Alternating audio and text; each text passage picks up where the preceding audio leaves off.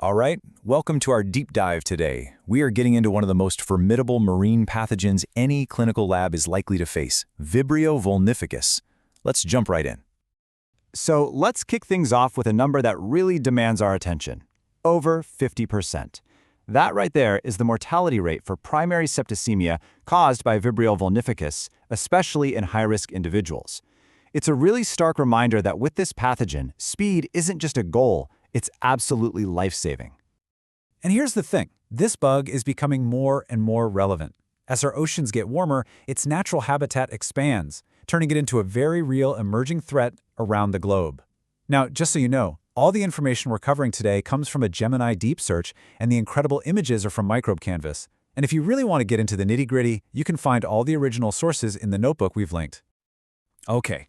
First up, let's build a proper pathogen profile. To really get a handle on Vibrio vulnificus, we've got to understand the fundamentals, what it is, where it comes from, and of course the arsenal of virulence factors it uses to cause such devastating disease. So, here's the formal breakdown. It's a gram-negative bacillus, part of the Vibrionaceae family. But, what's actually super useful for us in the lab is its history. It was first described way back in 1976, and they just called it a lactose-positive Vibrio. And that little detail is so crucial if you ever find yourself digging through older literature.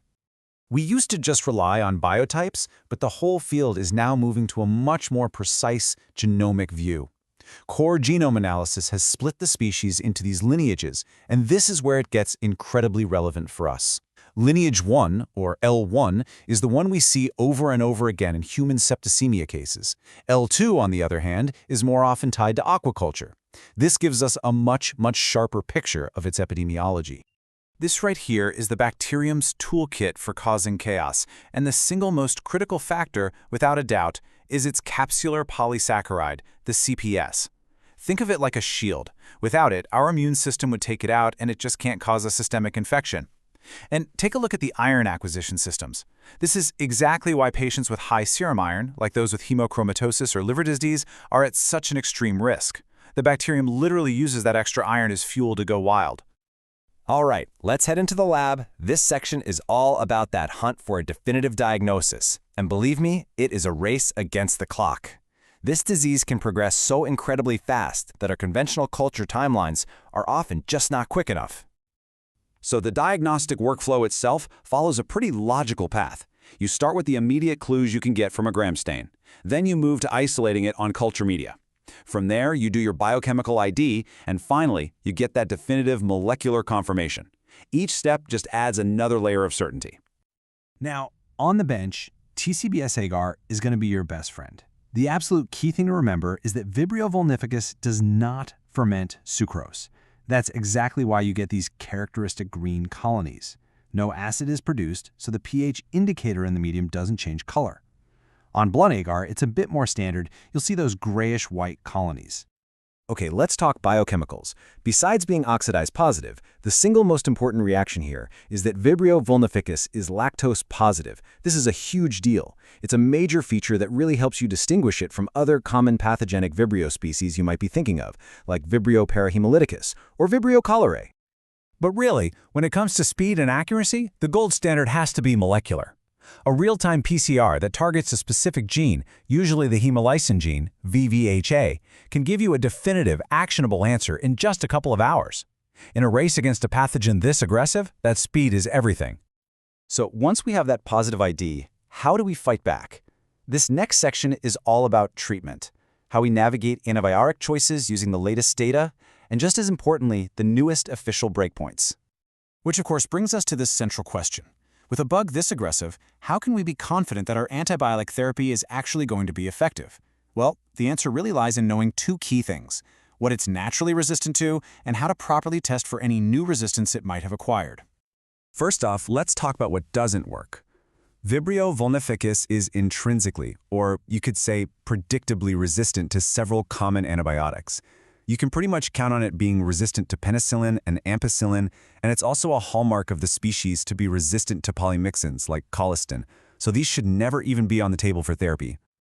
Now this is a really big deal for the field. In 2023, EUCAST established the very first official clinical MIC breakpoints for Vibrio species. This is huge. It finally harmonizes reporting across different labs and gives us a standardized way to assess susceptibility for key drugs like doxycycline and cephalosporin. It's a major step forward. When you start looking at treatment guidelines, you see a pretty interesting split. The international consensus, led by organizations like the CDC, is crystal clear: combination therapy with doxycycline plus a third-generation cephalosporin. But if you look at the Dutch SWAB guidelines, for example, there isn't a specific recommendation yet.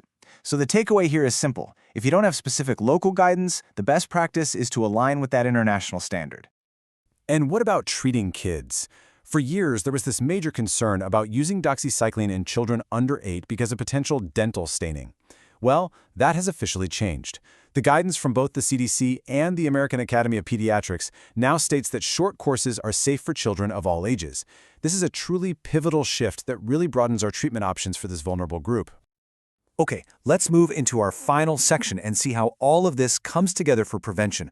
We're going to focus on the proactive steps we can take to keep both the public and our own lab staff safe from this really dangerous organism.